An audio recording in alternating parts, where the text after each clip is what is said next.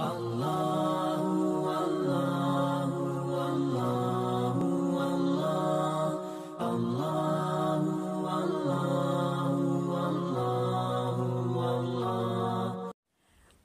علیکم ورحمۃ اللہ وبرکاتہ۔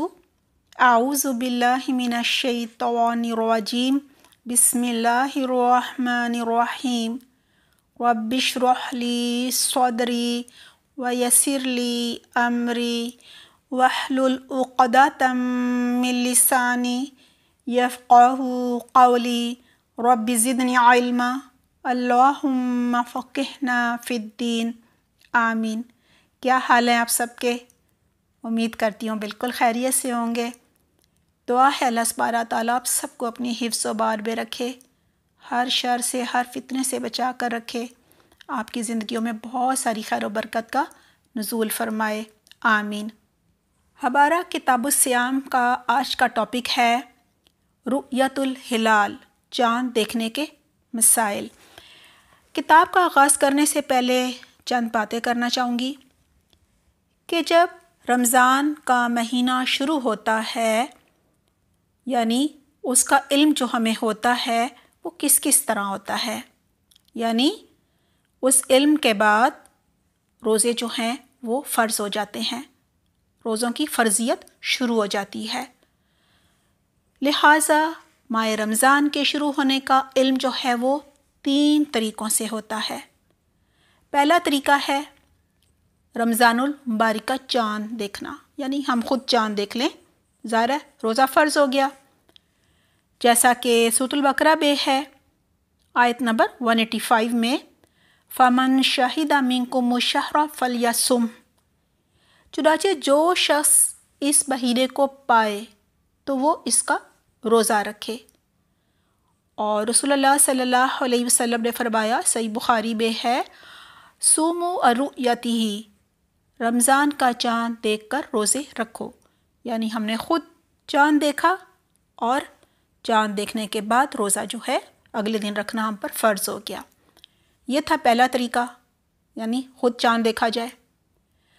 اب دیکھیں کچھ لوگوں کی دور کی نظر کمزور ہوتی ہے، ان کو نہیں نظر آتا چاند، تو آپ کو نظر آ گیا، آپ نے روزہ رکھ لیا، تو کیا جس کو نظر نہیں آیا وہ نہیں رکھے گا؟ نہیں، دوسرا طریقہ بھی ہے۔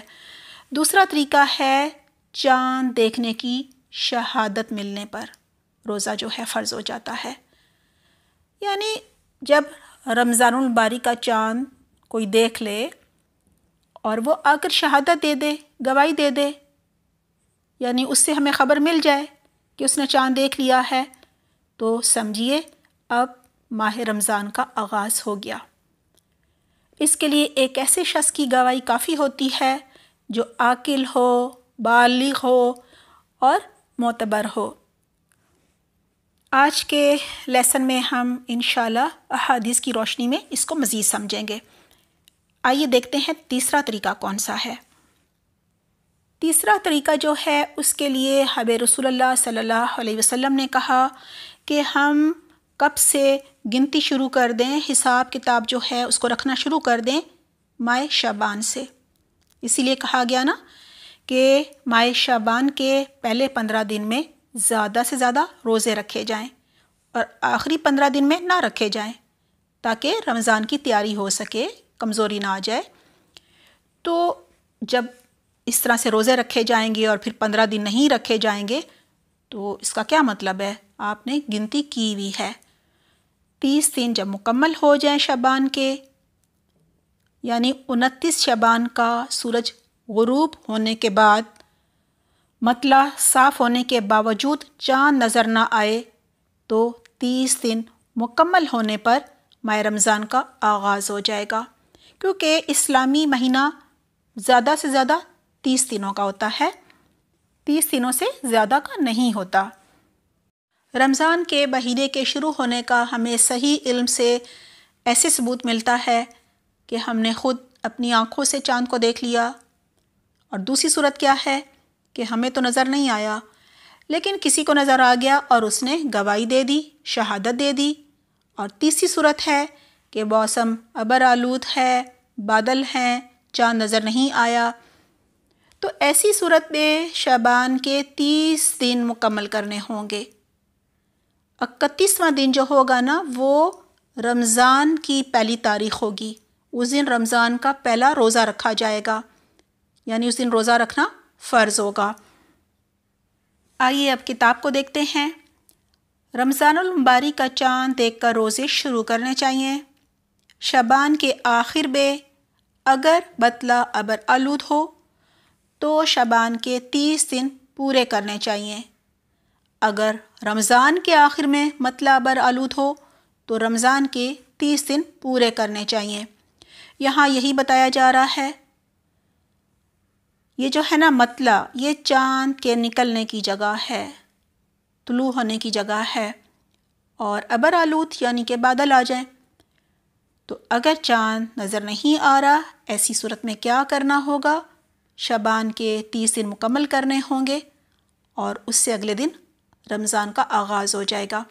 اور اسی طرح سے رمضان کے روزے رکھ لیے، پھر یہی مسئلہ ہو گیا، چاند نظر نہیں آ رہا، مطلع ابر آلود ہے، تو اب 30 روزے پورے کرنے ہوں گے، اور 31واں جو دن ہوگا وہ پھر عید کا ہوگا۔ آئیے حدیث دیکھتے ہیں۔ عن ابن عمر رضی اللہ عنہما قال قال رسول اللہ صلی اللہ علیہ وسلم لا تصوموا حتى تروا الهلال ولا تفطروا حتى تروه فإن غم عليكم فاقدروا له متفق علیہ۔ حضرت عبداللہ بن عمر رضی اللہ عنہما سے روایت ہے کہ رسول اللہ صلی اللہ علیہ وسلم نے فرمایا، چاند دیکھے بغیر رمضان کے روزے شروع نہ کرو، اور چاند دیکھے بغیر رمضان کے روزے جو ہیں وہ ختم نہ کرو۔ اگر مطلع ابر آلود ہو تو مہینے کے 30 دن پورے کر لو، اسے بخاری اور مسلم نے روایت کیا ہے۔ دوسری صورت ہے گواہی۔ ایک مسلمان کی گواہی پر روزے شروع کیے جا سکتے ہیں۔ حدیث ہے، عن ابن عمر رضی اللہ عنہما قال ترى الناس الهلال فأخبرت النبي صلی اللہ علیہ وسلم انی رأیته فصام وأمر الناس بصيامه رواه ابو داؤد۔ حضرت عبداللہ بن عمر رضی اللہ عنہما سے روایت ہے کہ لوگوں نے چاند دیکھا اور میں نے نبی اکرم صلی اللہ علیہ وسلم کو بتایا کہ میں نے بھی چاند دیکھا ہے، چنانچہ نبی اکرم صلی اللہ علیہ وسلم نے خود بھی روزہ رکھا اور لوگوں کو بھی روزہ رکھنے کا حکم دیا۔ اسے ابو داؤد نے روایت کیا ہے۔ اگلی حدیث ہے، رمضان کی پہلی تاریخ کے چاند کے بظاہر چھوٹا یا بڑا ہونے سے شک میں نہیں پڑنا چاہیے۔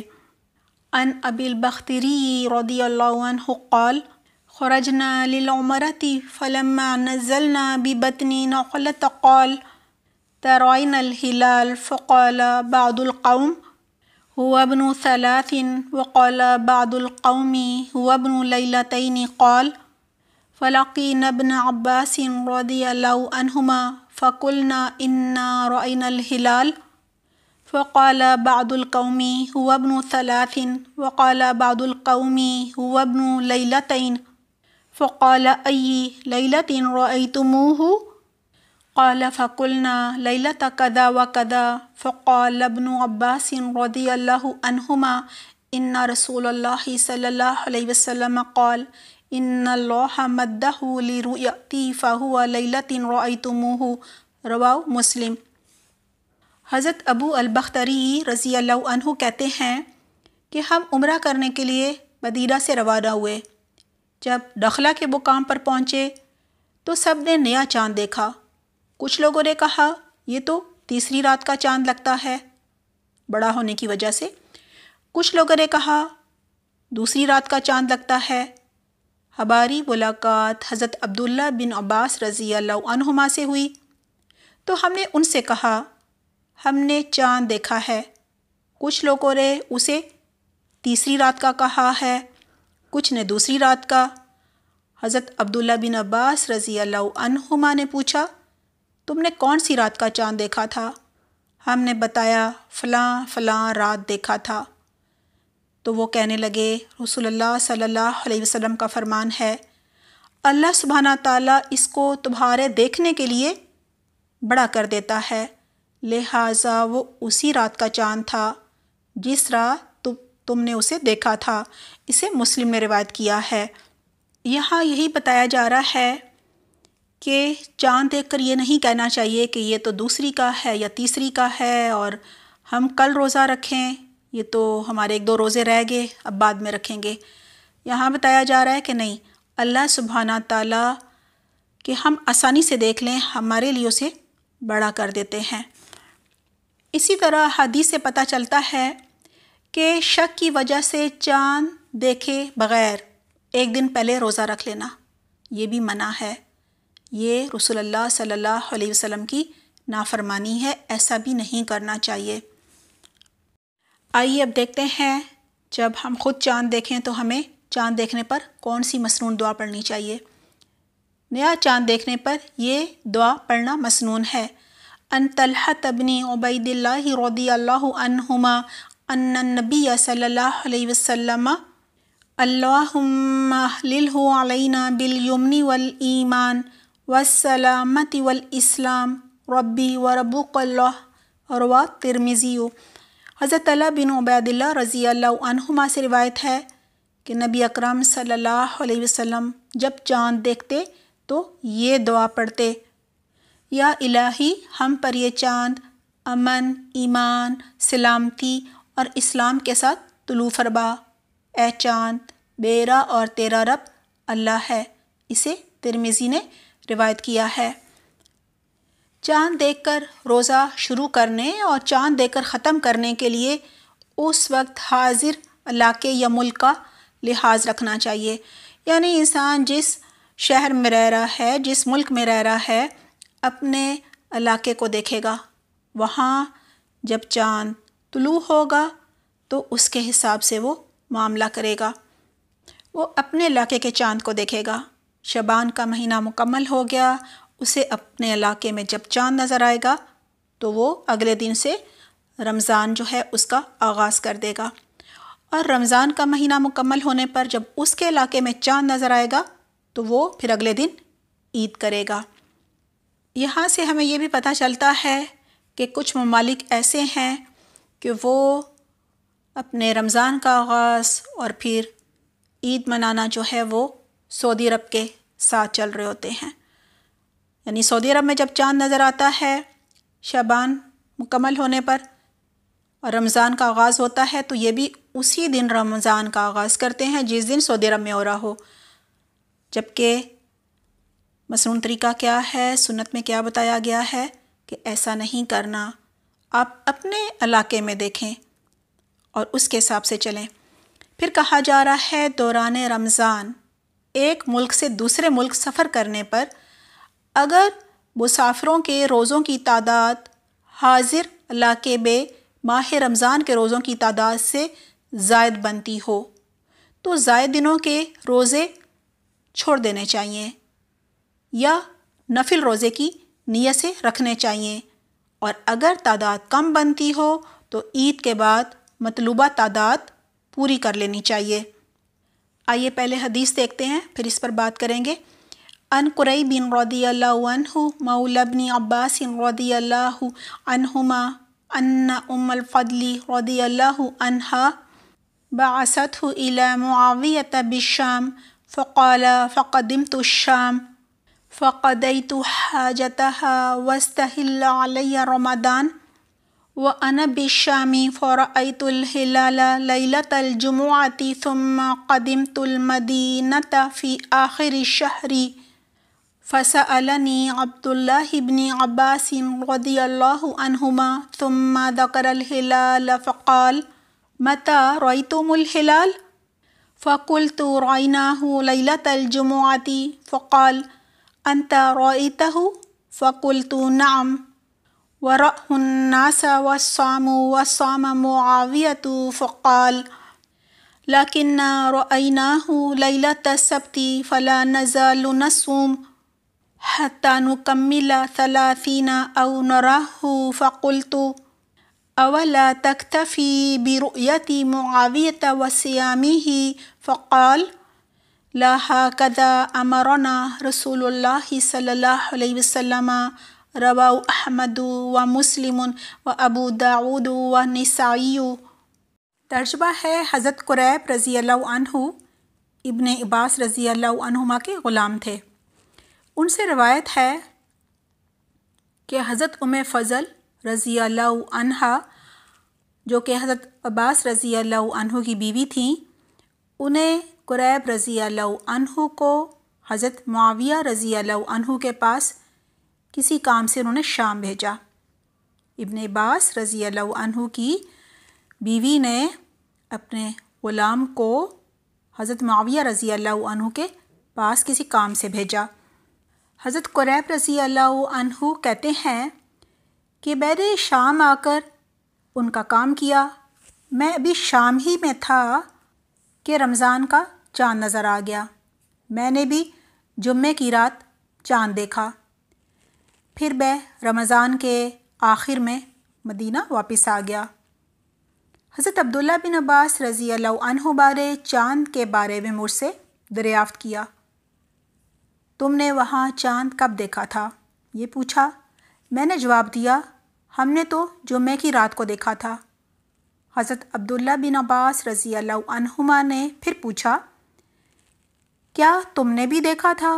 میں نے جواب دیا، ہاں، بہت سے دوسرے آدمیوں نے بھی دیکھا تھا، اور سب لوگوں نے حضرت معاویہ رضی اللہ عنہ کے ساتھ دوسرے دن یعنی ہفتے کا روزہ رکھا۔ حضرت عبداللہ بن عباس رضی اللہ عنہما نے فرمایا، ہم نے تو چاند ہفتے کے دن یعنی ایک دن کے فرق سے دیکھا ہے۔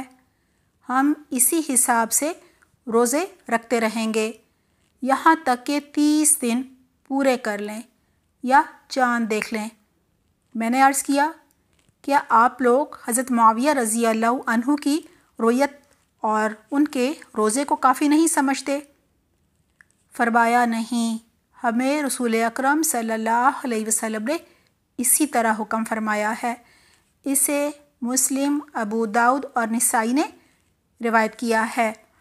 اس حدیث سے یہی پتہ چلتا ہے کہ انسان جس علاقے میں رہتا ہوتا ہے وہیں کے حساب سے چاند دیکھ کر روزے رکھتا ہے یا پھر عید مناتا ہے۔ آئیے اس کو ایک مثال سے سمجھتے ہیں۔ فرض کیجئے کسی شخص نے سعودی عرب میں چاند دیکھ کر روزے رکھنے شروع کیے۔ چاند رات کو سعودی عرب سے وہ روانہ ہو کر پاکستان پہنچ گیا۔ یہاں اس نے دیکھا کہ ابھی تو روزے چل رہے ہیں، اب وہ کیا کرے گا؟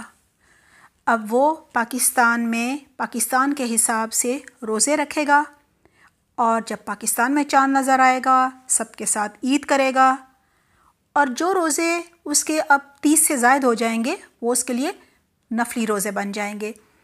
اسی طرح اگر کوئی شخص سعودی عرب میں چاند دیکھ کر روزے رکھنے شروع کرتا ہے، ابھی 2 روزے باقی ہیں کہ وہ سعودی عرب سے پاکستان آ جاتا ہے۔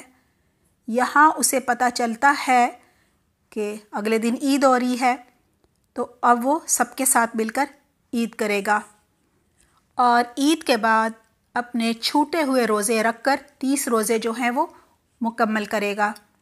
اسی طرح مطلع ابر آلود ہونے کی وجہ سے شوال کا چاند دکھائی نہ دے اور روزہ رکھ لینے کے بعد معلوم ہو جائے کہ چاند نظر آ چکا ہے تو روزہ کھول دینا چاہیے۔ یعنی کسی نے روزہ جو ہے وہ رکھ لیا، بعد میں آ کر کسی نے گواہی دی کہ انہوں نے تو چاند دیکھ لیا تھا، تو جیسا کہ پہلے بات ہوئی ایک شخص کی گواہی کافی ہوتی ہے، لہٰذا وہ کیا کرے گا؟ روزہ کھول دے گا۔ اسی طرح اگر چاند نظر آنے کی جو اطلاع ہے وہ زوال سے پہلے مل جائے تو عید کی نماز جو ہے وہ اسی روز ادا کرنی ہوگی، اور اگر زوال کے بعد اطلاع ملے تو پھر عید کی نماز دوسرے روز ادا کی جائے گی۔ الحمدللہ ہمارا آج کا ٹاپک مکمل ہو گیا ہے۔ اللہ سبحانہ تعالی ہمیں بہترین عمل کی توفیق عطا فرمائے۔ اپنا بہت خیال رکھیے گا۔ سبحانک اللہم و بحمدک نشہد لا الہ الا انت نستغفرک و نتوب الیک۔ والسلام علیکم ورحمۃ اللہ وبرکاتہ۔